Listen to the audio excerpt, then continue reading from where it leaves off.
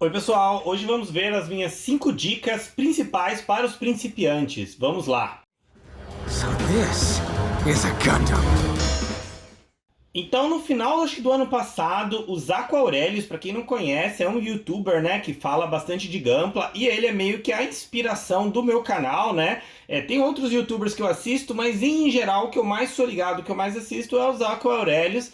Ele fez um vídeo bem interessante onde ele listava os 5 erros principais dos principiantes. Eu vou colocar um card aqui pro vídeo deles para você, se vocês não viram, né? E eu gostei bastante da ideia dele. Ele lista os 5, né, erros principais. Eu preferi fazer um vídeo seguindo essa linha, essa inspiração dele, mas ao invés de focar nos erros dos principiantes, eu queria trocar para um foco mais positivo. Então seria as minhas dicas para os principiantes. É claro que no fundo é a mesma coisa. Eu tanto poderia dizer, não faça isso daqui, né, não cometa esse erro, como eu também poderia dizer, faça dessa forma, por exemplo, né? Então é só uma questão do foco. O vídeo dele eu recomendo bastante para que você assista, porque não são todos os 5 dicas que ele tem ali, são as mesmas minhas, embora eu concordo com praticamente tudo que ele fala lá no vídeo, mas aqui eu resolvi dar um outro foco, um outro enfoque, e também porque ele trata ali de uma audiência global, né? Não só o público americano, claro, como ele é, mas praticamente todo mundo que consegue aí falar inglês e entender os vídeos dele. Então o foco dele é diferente, ele também dá um foco um pouco maior na pintura, e aqui pelas características ainda do hobby no Brasil, eu acho que ter esse foco com dicas de pintura ainda foge um pouco. Então eu vim trazer aqui para vocês a minha lista das 5 dicas principais. Só lembrando, é claro, que não quer dizer que só são essas 5 dicas, né? Existem várias coisas que eu poderia tratar, poderia ficar aqui horas e horas falando, e também não quer dizer, claro, que essa lista é a definitiva e única. Essa é só a minha opinião e algumas das coisas que eu vejo. Lembrando também que uma dica extra aí que não está na lista, mas eu sugeriria para vocês sempre verem o site do Dalong.net. O Dalong é um coreano que ele de forma informal, ele não é patrocinado, ele não trabalha para Bandai, ele por conta própria criou o maior, acho que, banco de dados de Gunpla que a gente tem na internet. Ele montou praticamente todo o Gunpla que a Bandai já lançou e alguns kits também que não são da Bandai. Ele monta Frame Arms Girl também. Então dá uma olhadinha no site dele, vou colocar o link na descrição do vídeo, mas é dalong.net, é só procurar e lá você consegue consultar praticamente qualquer kit. Então eu acho que é uma fonte de informação gratuita que a gente tem, e eu vejo muita gente hoje que entra no hobby e pergunta: vocês sabem qual a diferença entre esse kit e esse kit? O que vem com esse kit? Por que esse aqui tem um escudo ou tem tal arma? E são dúvidas que você, ao invés de perguntar, pode simplesmente consultar no Dalong e tirar essas dúvidas. Era algo que eu uso muito até hoje, mas usava muito no começo, quando eu estava procurando quais os kits. Eu não conheço muito dos animes, dos Gundams, né? Então eu queria saber quais modelos existiam, quais as diferenças, o ano que foi fabricado, né? Que foi lançado. Essas informações, comparar um modelo mais novo, por exemplo, uma versão 2.0 com a versão 1.0 original e ver quais as diferenças. Tudo isso você tem no Dalong. A segunda dica aí, informal, que não faz parte da lista, é dar uma olhadinha no meu canal. Muitas vezes você chega nesse canal por esse vídeo ou por algum outro vídeo e às vezes acaba perguntando coisas ou ficando na dúvida, coisas que eu já tratei em vídeo. Então muitas das coisas que eu vou falar nesse vídeo eu já tratei em outros vídeos, com tutoriais, com guias, com dicas, mas eu vou tratar de uma forma breve aqui. Mas sempre que possível, dá uma olhadinha nos outros vídeos do canal, pesquisa, né? Se você pesquisar por termos em português, por exemplo, como aplicar Accent Color, em geral no Google, um dos primeiros resultados vai ser o vídeo meu sobre isso. Então você pode dar uma olhadinha lá. Claro que sempre vale você procurar em outros lugares, buscar outras fontes de informação além do meu canal, é claro. Até porque muitos dos meus vídeos também são muito voltados para o principiante, porque mesmo hoje eu ainda estou aprendendo muita coisa. Mas tem bastante dicas lá que podem ajudar você se você está começando. Por fim, vocês devem estar vendo aqui que eu coloquei esses 5 modelos, né? Porque eles meio que mostram a minha história com Gunpla e a minha evolução. Então a gente tem aqui o primeiro kit que eu montei, ainda usando um alicate de cutícula. Esse aqui é um kit que eu já tive um trabalho a mais, pintei alguns detalhes com Gundam Marker, alguns com pincel mesmo, tinta acrylex ou a própria tinta da Marker à mão.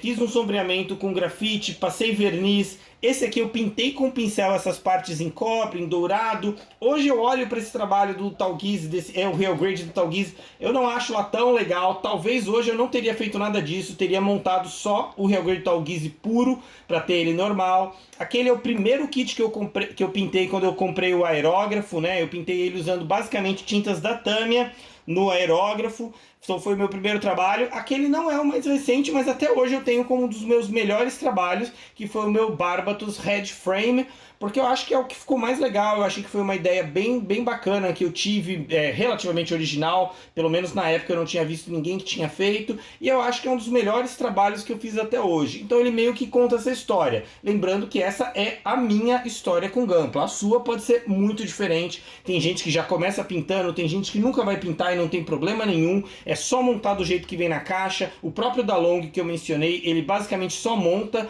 Hoje em dia nem panel line ele tem feito, pelo menos não quando ele posta o review dele. Os kits mais antigos ele só fazia panel line, ele não passa verniz nem nada. Então você tem que descobrir o seu caminho no hobby, tá? Isso aqui é só para como referência, é a minha história. Então, depois dessa enorme introdução, vamos lá para os 5. Eles não estão em uma ordem assim particular, do mais importante para o menos importante, tá? Só lembrando isso. A primeira dica, que também é a primeira do Zaco Aurelius, porque eu acho que é a mais importante e tudo acaba meio que voltando para ela, tenha paciência. É a primeira dica, porque tudo no hobby, assim, em geral, praticamente tudo na vida, né? Embora tem momentos que às vezes não adianta ter paciência demais, mas no hobby em especial, ter paciência é fundamental. Especialmente quando você está começando ou quando você está se aventurando com algo novo dentro do hobby, tenha paciência. Então você tenha paciência para aprender sobre o hobby, para descobrir as coisas do hobby aos poucos, né? Não querer ali, às vezes, querer tudo de uma vez. Durante a montagem, prestar bem atenção no manual. Muitos dos problemas que às vezes a gente tem no começo, por quebrar uma peça, por montar errado, por perder uma peça, é porque às vezes a gente tenta ir rápido, fica afobado e acaba cometendo erros. Então a paciência é fundamental em tudo no hobby. Desde a montagem mais simples ali que você pode fazer do começo, até mesmo passando por detalhamento, por aplicação de adesivos, dos decalques, né? Water decals principalmente, a pintura, mesmo que seja com pincel ou com aerógrafo, tudo. Ter paciência é fundamental no hobby. Vai bem devagar, presta bem atenção, vai sempre com calma na hora de encaixar as peças. Às vezes a gente não percebe, mas está encaixando errado. Um problema clássico, se você já ouviu falar do ombro do Real Grade do Sazabi, que na época virou assim um grande drama na internet assim que ele saiu, era principalmente porque as pessoas assumiam que a peça ia encaixar de um jeito, porque você já montou alguns kits e você já meio que se acostuma com o jeito que as peças encaixam, então você esperava que era para encaixar de um jeito, você forçava para encaixar daquele jeito e quando você ia mexer quebrava. Se você fosse olhar com atenção e com cuidado, você via que na verdade todo mundo que quebrou a peça do ombro do Sazabi é porque encaixou errado. Eu mesmo tendo lido isso, tendo visto várias pessoas falando, quando eu fui montar, eu percebi que eu estava encaixando errado, eu quase quebrei porque eu estava cometendo o mesmo erro. Porque pelo jeito como ele é, sinceramente agora de cabeça assim eu não lembro, mas pelo jeito que a peça era, dava a entender que ela ia encaixar de um jeito, mas se você encaixasse desse jeito, a peça ia quebrar. E se você olhasse no manual, não era para encaixar desse jeito. Então bastava prestar atenção e olhar no manual que você não quebrava o ombro do Sazabi. Mas muita gente quebrou, eu quase quebrei, por não ter paciência, por se afobar ou por achar, já sei como faz. O que normalmente é um risco, né? Quando você ganha alguma experiência e você começa a achar que você já sabe e acaba não mais prestando atenção, né? Normalmente quem trabalha numa indústria ou em áreas de risco, né, de trabalho, sabe que esse é um dos maiores perigos, porque justamente quando você acha que você já sabe, que você conhece o perigo, que você já domina aquilo, é quando você mais se expõe para um acidente, porque você acaba se descuidando. Então tenha bastante paciência no hobby para tudo, inclusive paciência com o youtuber, que às vezes ele também erra, às vezes ele demora para postar o vídeo e tem que ter paciência, porque tudo nesse hobby se beneficia. Se você tiver mais paciência, você vai ganhar mais. A minha segunda dica para o principiante, e também é uma que o Zaco Aurelius trata, é de certa forma, ela vem, né? Ela é herdada aí da falta de paciência, mas ela é uma forma mais específica, que é o quê? Ser ambicioso demais, ou querer pular etapas. É claro que você ser ambicioso, você começa no hobby, você vê um cara que, sei lá, pintou, por exemplo, o meu Barbatos ali, e você fala, pô, eu quero fazer um trabalho assim. Ou você vê aqueles trabalhos fantásticos que às vezes a gente vê no YouTube, vê no Instagram, né, no Facebook, e fala, nossa, eu quero fazer aquilo. É claro que não é errado você ter essa ambição, você ter esse desejo, esse alvo, quero aprender, eu quero ficar tão bom assim.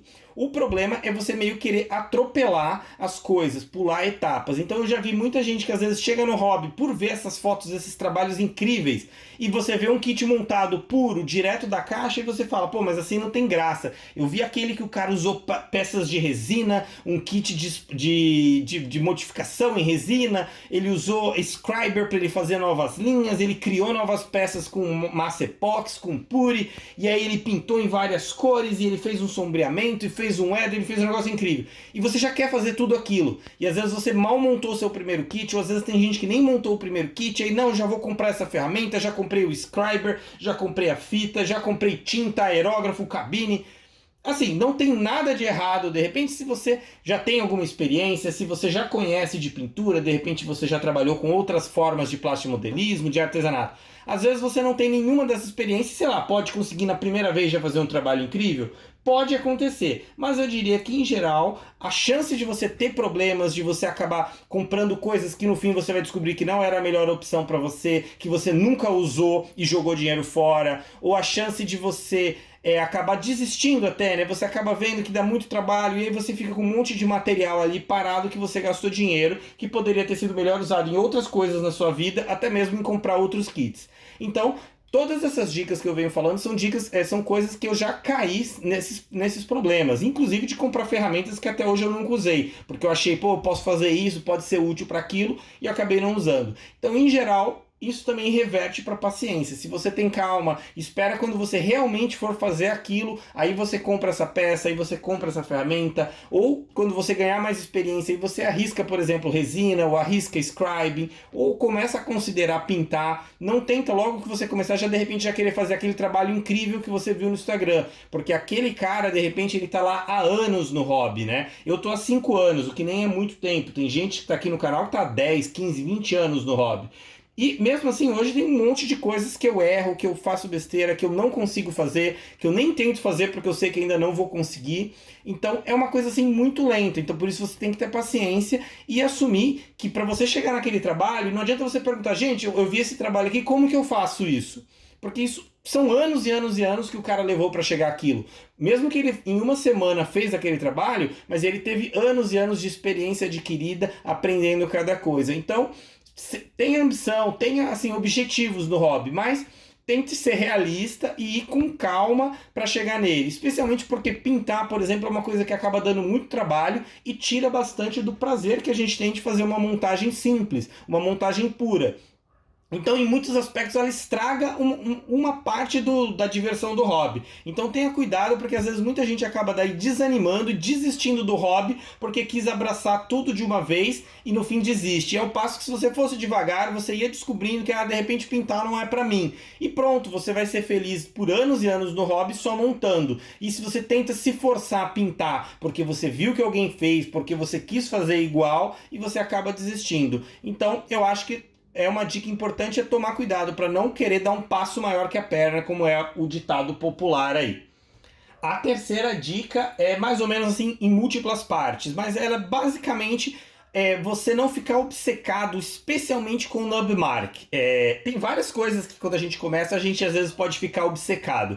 Mas uma que é das mais comuns e foi uma das que eu mais sofri foram as nubmarks. Você monta o seu kit, você pega ali o alicate, ou às vezes você já tem uma hobby knife porque você comprou, você tem umas lixas, e você fica pensando, pô, mas essa nubmark é feia, ela aparece, eu tô vendo ela, eu vou montar, vai ficar aparecendo, vai ficar feio. E você fica obcecado, e você vê às vezes os trabalhos na internet e você vê, pô, eu não tô tô vendo as nub marks do cara, não deve ter, deve estar perfeito dele e só eu que tô fazendo errado. Deve ter algum segredo aí, né? Eu já fiz todo um vídeo para falar de nub mark, então não vou repetir tudo que tem naquele vídeo, né? Recomendo que você assista esse vídeo para ver as minhas dicas para remoção e como eu faço, mas saiba que depois de todo esse tempo procurando tudo, a minha obsessão, tipo, deve ter um jeito secreto, eu vou descobrir como fazer, a minha resposta é, não tem como você sumir com nub mark totalmente. Não sem você pintar o kit mesmo. Se você não pintar, ela nunca vai sumir totalmente. Uma ou outra talvez você consiga disfarçar muito bem se você trabalhar muito naquela nub mark.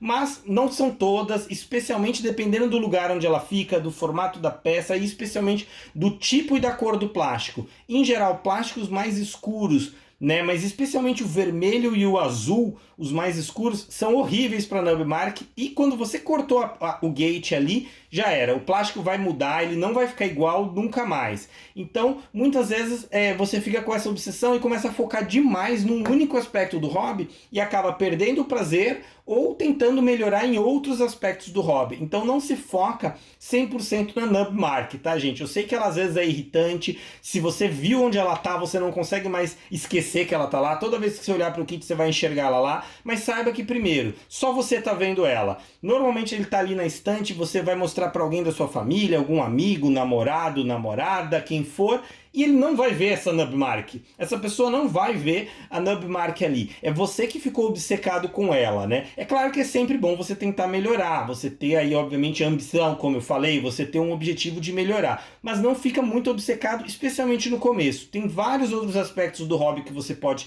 tentar aprender e melhorar, e focar 100% em um deles, não acho que é uma boa ideia, e normalmente só vai te trazer frustração. Você vai achar que o seu kit está horrível, que você não faz bom trabalho. E saiba que mesmo os melhores trabalhos, mesmo pintado, muitas vezes ainda fica algum resto ali. E aqueles que não pintaram, muitas vezes você não está vendo na foto, mas tem uma nub mark ali sim.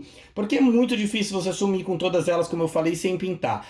E para você mesmo sumir quando você vai pintar, é um trabalho bem cansativo de usar alicate, usar hobby knife, usar várias lixas, polimento, é todo um trabalho e que às vezes torna a montagem extremamente cansativa. Você vai montar um kit grande como um Master Grade, você vai gastar muito tempo removendo todas as nub marks e não precisa. Fora que tem um risco, se você ficar muito obcecado, por exemplo, em lixar, existe o risco de você estragar mais a peça lixando, ou mesmo com a hobby knife, hein? Não só eu já consegui, principalmente no começo, me cortar meu dedo inúmeras vezes com a hobby knife, como eu já consegui mais estragar o kit do que melhorar ele, porque é muito fácil quando você está raspando, você tirar um pedaço a mais do plástico, e aí fica um buraco, no lugar, você troca a nub mark por um buraco. E aí, quando você vai montar, fica aquele buraco visível. E o buraco é mais difícil de tirar do que a nub mark, porque o buraco você tem que preencher ele, ou você tenta lixar a peça toda para nivelar com o fundo do buraco, e aí você acaba estragando o formato da peça. O risco acaba sendo muito grande. Então, eu falo, não fique obcecado com a nub mark.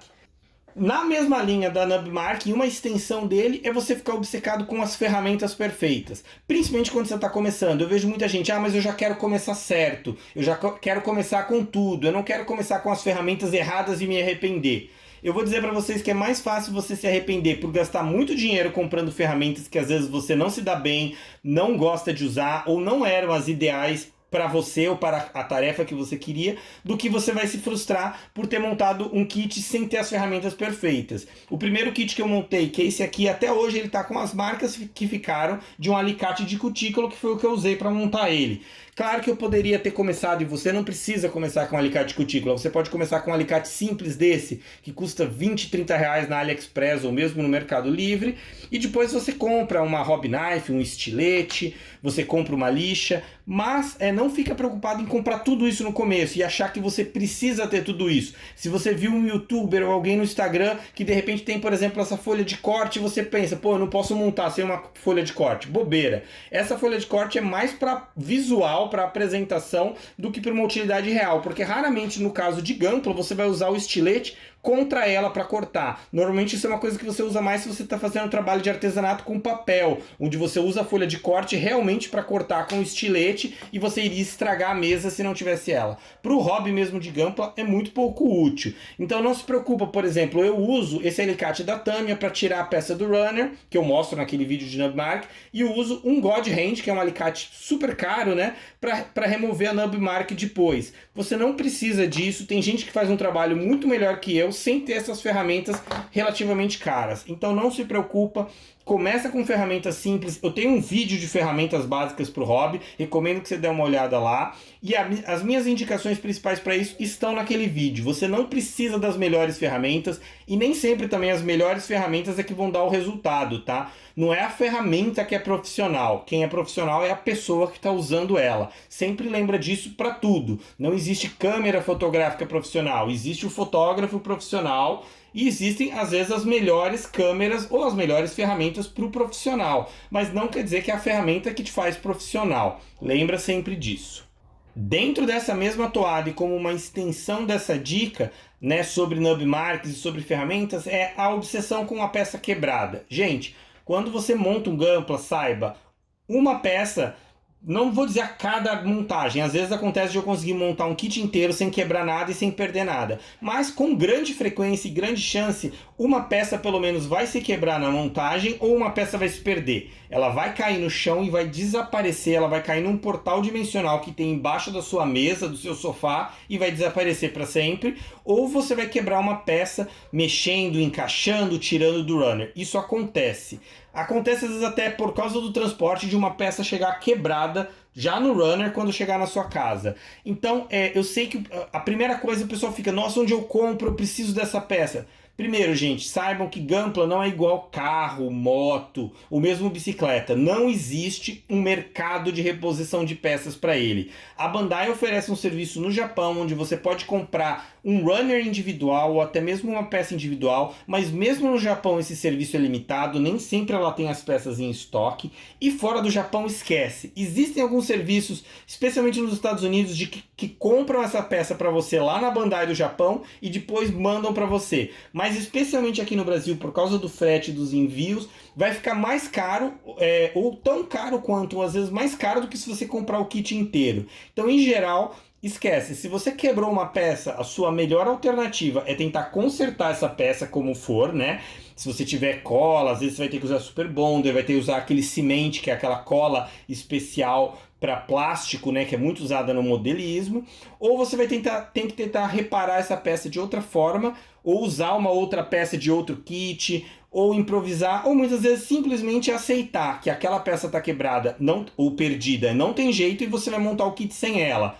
Talvez futuramente comprar um outro kit daquele e montar ele de novo, quem sabe agora com mais conhecimento fazer um trabalho até melhor, mas você tem que aceitar. Então, infelizmente aqui pra gente no Brasil, Gunpla em geral é muito caro, mas lá fora, especialmente no Japão, Gunpla é um hobby relativamente barato, né? Um Gundam como esse, que aqui no Brasil você vai pagar 200, 300 reais, lá no Japão ele custa menos de 10 dólares. Ele custa, assim, se você comparar com o salário mínimo deles, um valor muito baixo. Seria o equivalente a ele custar 20, 30 reais no Brasil. Então, tipo, é um valor muito baixo. Então, não compensa ficar vendendo uma peça. É mais fácil para eles assumir que aquele kit está quebrado, guardar esse quebrado para alguma outra coisa, uma customização, um kit best futuro, e depois comprar um kit novo e montar ele de novo, entendeu? Então, não fica obcecado também, nem muito triste se quebrar. Aceita que quebrou, tenta improvisar o que der, né? Seja consertar a peça, achar uma equivalente por aí, ou então assumir que aquela peça já era e seguir em frente, seguir a vida, do que ficar triste e ficar obcecado. Não, tem que ter um jeito, eu preciso arrumar. Então saiba isso. Peças vão se quebrar, peças vão se perder e a vida segue em frente e depois de um tempo você acaba esquecendo aquilo e acaba montando outros kits e até esquece daquilo lá. Então aceita que faz parte do hobby também perder ou quebrar peças. A minha quarta dica é basicamente o meu mantra em muitos aspectos do hobby, né? Além da paciência, o meu outro mantra é: nada substitui a prática. A gente pode ficar vendo vídeos, reviews, tutoriais, guias, pinturas, ler, gente te dá dica, você pergunta no fórum, tem o Discord agora aqui do Gunpla Brasil, né? Vou colocar um link para ele aqui na descrição, eu já mencionei ele em vídeos anteriores, é um ambiente legal para a gente conversar, tirar dúvidas, mas no fundo nada substitui a prática. Então, o que eu quero dizer com isso? Que só quando você realmente faz aquele trabalho é que você vai aprender mesmo, você vai entender. Às vezes a pessoa te explica, olha, você não pode fazer isso, você tem que fazer desse jeito, tal, e você não entende, você, não, eu vou fazer assim. E aí você vai fazer assim, dá errado, quebra a peça, sei lá, e você, quando você for fazer, você fala, puxa, agora eu entendi por que todo mundo faz isso, ou por que todo mundo não usa essa ferramenta, ou usa aquela, ou não usa esse produto com aquilo, né? Um exemplo clássico é o Accent Color, para panel line que você usa direto no plástico. Muitos youtubers usam, gente no Instagram, vai ter gente que te fala que te usa e nunca quebrou. Essas pessoas não estão mentindo, pode ser que realmente nunca quebrou, mas a chance é que se você for usando ela no plástico puro, em algum momento você vai quebrar ou vai esfarelar uma peça. E aí você vai falar, puxa vida, agora eu entendi que eu não deveria ter usado direto no plástico. Então isso se aplica a muita coisa. Às vezes eu acho que eu já sei, por exemplo, usar o aerógrafo e pintar. Aí eu vou fazer um trabalho, fica aquela porcaria, eu estrago, eu tenho que remover tudo. E aí eu falo, puxa, ainda eu tenho que praticar muito, eu tenho que aprender muito. Por isso que eu falo que nada substitui a prática. E isso serve para várias coisas, como eu falei, por exemplo, ferramentas. Às vezes você vê alguém usando essa ferramenta ou aquela, te indicam, você vai usar e você descobre que na prática ela não serviu para você. Você experimenta uma outra e acaba vendo que ela era melhor. Mesma coisa para técnicas, existem inúmeras técnicas, por exemplo, de remoção de nummark. Você pode descobrir qual funciona melhor ou não, meio que na prática. É claro que ajuda se você olhar vídeos ou olhar tutoriais, mas só na prática você vai entender. Mesma coisa para pintura, né? Mesma coisa para vários aspectos. E isso também se aplica para os kits em si. Então, por exemplo, no nosso hobby existem muitos mitos ou lendas, que às vezes tem um fundo de verdade, mas às vezes não. Então, Real Grade não presta, é sempre muito molenga. Master Grade é sempre melhor que High Grade, né? Sei lá, o Real Grade do Sinanja é uma porcaria. Existe esse kit que quebra sempre essa peça. Esse kit dessa marca não presta. Várias dessas coisas. E às vezes você acaba acreditando nisso e às vezes até repetindo. Quando você pergunta para alguém quando repete uma dessas coisas, mas por que você fez? Porque me falaram. Não é que você montou e você viu, você só está repetindo. Às vezes é verdade, e você não precisa, claro, enfiar o dedo na tomada para descobrir que te dá choque. Mas às vezes você só aprende de verdade o que é tomar um choque quando você toma um, né? Mesma coisa se você falar para alguém, olha, o fogo queima, mas a pessoa não vai acreditar, será mesmo? Até ela colocar a mão no fogo e queimar. Normalmente a criança aprende que o fogo queima quando ela se queima. É claro que ela não precisa derramar gasolina em chamas em você para você aprender. Às vezes um pouquinho de fogo já é o suficiente. Então é claro que você tem que saber dosar. Nem tudo vale a pena você experimentar. Mas dentro do razoável é claro que é melhor. Então se às vezes você tem um preconceito contra, por exemplo, um Real Grade, de repente se você tiver a oportunidade de comprar um e montar, você pode acabar descobrindo por você que montar um Real Grade é muito bom, que você até prefere Real Grade em relação ao Master Grade ou High Grade. Sobre isso eu tenho um vídeo que eu fiz sobre o melhor kit para começar, onde eu falo mais em detalhes sobre isso. Mas o que eu sempre falo é, esteja aberto para experimentar e para praticar. Então, se você só monta High Grade porque você acha mais baratinho e você acha que com o preço de um Master Grade você compra 2, 3 High Grades e é melhor, se tiver a oportunidade, experimente o Master Grade. Você vai ver que apesar de ele custar o preço de 2, 3 High Grades, ele te oferece às vezes até mais prazer ou mais diversão. Então nem sempre também é uma questão de tipo, o valor é o critério principal. É claro que isso também varia, depende da sua situação, do que você gosta, do espaço que você tem para exibir, né? Às vezes, por exemplo, ter uma coleção de Real Grades que ocupam menos espaço é melhor do que ter vários Master Grades. Mas por isso que eu digo que nada substitui a prática e sempre esteja aberto para experimentar outras coisas do hobby. De repente experimentar até mesmo outros kits que não sejam Gunpla, né? Outros ramos do plastimodelismo. Eu, por exemplo, descobri que eu gosto bastante de Mecha Musume, que é uma coisa que eu ia olhar e torceria o nariz há algum tempo, né? Tipo, mas essas kits de menina é um negócio meio esquisito, né? Meio otaku demais pra mim, mas no fim eu acabei gostando. Então, sempre esteja aberto para experimentar e descobrir por você. E isso vale também para reviews. Eu vejo muita gente pegando a opinião aquele youtuber falou isso, falou que esse kit é ruim, falou que esse kit é bom. E você só sai repetindo e de repente abre mão de experimentar esse kit porque o youtuber falou que não era bom.